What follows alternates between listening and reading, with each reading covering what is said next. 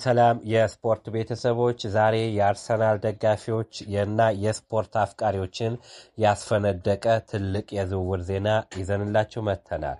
የእንግሊዝ ፕሪሚየር ሊግ ሻምፒዮን የሆነው አርሰናል የኒውካስትል ዩናይትድ ካፕቴን እና የ28 ዓመቱ ብራዚላዊ አማካኝ ብሩኖ ጊማሬስን በ75 ሚሊዮን ፓውንድ በይፋ ማስፈረሙን ዛሬ አረጋግጧል። ብሩኖ ለ4 ዓመታት የሚያቆየውን ውል የፈረመ ሲሆን ተጨማሪ የ12 ወራት ማራዘሚያ አማራጭም በውል ውስጥ ተካቷል።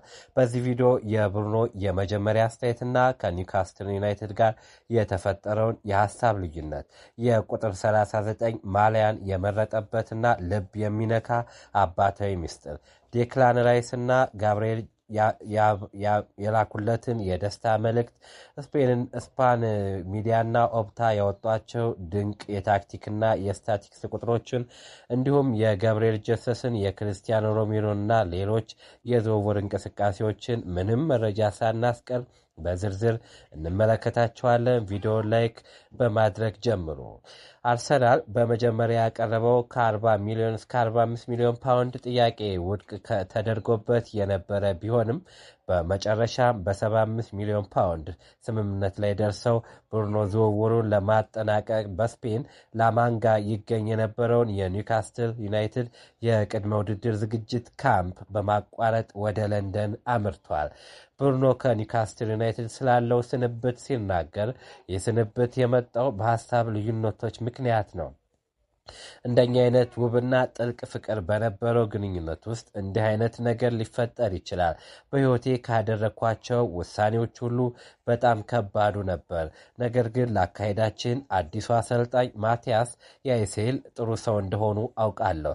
ለአርሰናል ሚዲያ በሰጠው የመጀመሪያ ቃለ መጠይቅ ደግሞ በጣም ደስ ብሎኛል። ከአንድሪያ ቤርታና ከሚካኤል አርቴታ ጋር ከተነጋገርኩበት የመጀመሪያ ቀን ጀምሮ ነበር።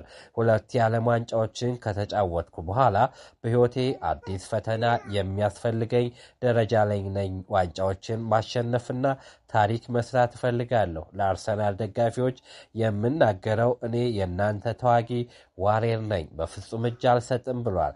የራይስና የገብርኤል መልእክትና የቁጥር 39 ልብ የሚነካ መልእክትን ቀደም ሲል አርሰናል ከኒውካስትል ዩናይትድ ጋር ባደረጋቸው ጨዋታዎች ብሩኖ በሜዳ ላይ ብርቱ ፍልሚያ ያደርግ እንደነበር ይታወቃል። አሁን ግን ነገሮች ተቀይረዋል። ዴክላን ራይስ መልእክት ይልኮልኛል፣ ወደዚህ ና እባክህን፣ ካሁን በኋላ ምንም ጸብ የለም፣ አሁን ጓደኛሞች ነን አለኝ። መልእክት በመላኩ በጣም ደስ ብሎኛል። በተጨማሪም ብራዚላዊ ተከላካይ ጋብርኤል ማጋሌስ ዝውውሩ ሳይጠናቀቅ በፊት በየቀኑ መቼ ነው የምትመጣው እየጠበቅን ነው እያለ ይልክልኝ እንደነበር ገልጿል። ብሩኖ በአርሰናል ቁጥር 39 ማሊያን የሚለብስ ሲሆን ይህም ልዩ ታሪክ አለው። አባቱ በብራዚል ለ20 ዓመታት ያህል የታክሲ አሽከርካሪ ነበሩ። ያቺ ታክሲ ቁጥር 39 ለቤተሰቡ ምግብ፣ ልብስና መጠለያ ሙሉ በሙሉ የሸፈነች ነበረች። ብሩኖ በብራዚል ለአትሌቲኮ ባርናይስ ሲፈርም አባቱን የትኛውን ቁጥር ልልበስ ብሎ ሲጠይቀው አባቱ 39 እንድትሆን አዘዘው። ብሩኖ የመጀመሪያ ቁጥሩ 97 መውሰድ ፈልጎ የነበረ ቢሆንም የአባቱን ቃል ሰምቶ 39ን መረጠ። አባቱም በደስታ አልቅሶ ነበር። ከዚያን ጊዜ ጀምሮ ቁጥር 39 የእሱ ዕድለኛ ቁጥር ናት ሲል ተናግሯል። እንደ ስፔንና ኦፕታ ትንተና አርሰናል በአውሮፓ ውስጥ እጅግ የተመጣጠነ የመሃል ክፍል መገንባት ችሏል ሲሉ ተናግረዋል። የኒውካስትል ጥገኝነት ብሩኖ በኒውካስትል በነበረው 195 ጨዋታዎች 31 ጎሎችን ለክለቡ በ2005 ከ70 ዓመታት በኋላ የመጀመሪያውን የሀገር ውስጥ ዋንጫ ካራባው ካፕ እንዲያነሳ መርቷል።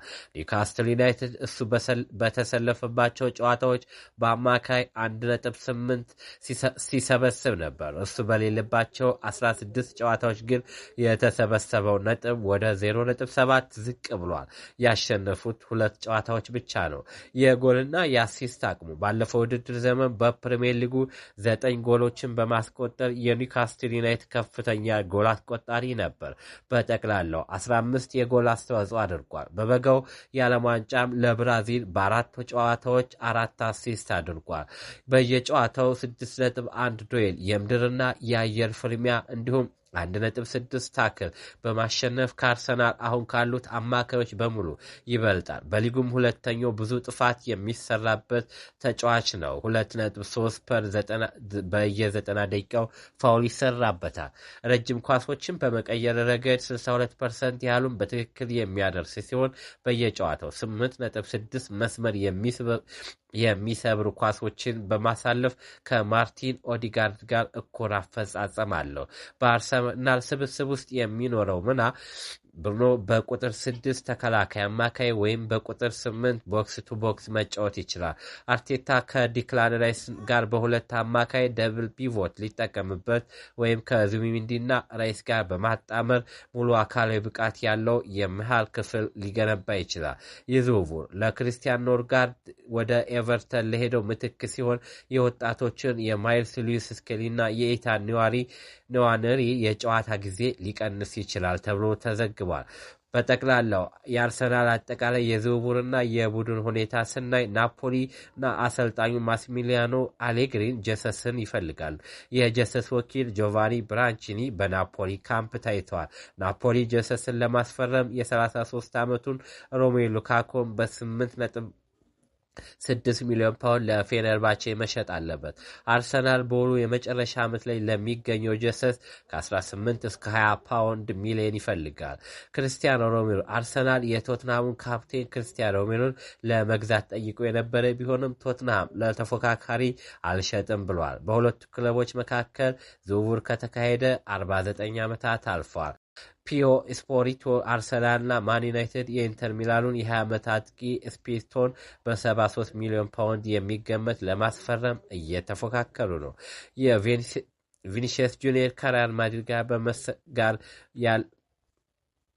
በአጠቃላይ ጎል.ኮም ስፔን ሚዲያ እንደገለጹት አርሰናል በብሩኖ ጊማሬሽ መምጣት የራሱን የበላይነት ዘመን ዳይናስቲ ለመገንባት ዝግጁ ነው። የእናንተ አስተያየት ምንድን ነው? ብሩኖ ጊማሬሽ በአርሰናል ስኬታማ ይሆናል? ጋብርኤል ጀሰስስ መሸጥ አለበት ወይስ መቆየት? ሀሳባችሁን ኮሜንት ላይ ጻፉልን። ቪዲዮ ላይክ፣ ሼር እና ሰብስክራይብ ማድረጋችሁ እንዳይረሳ። በሌላ ቪዲዮ እስክንገናኝ ቻው።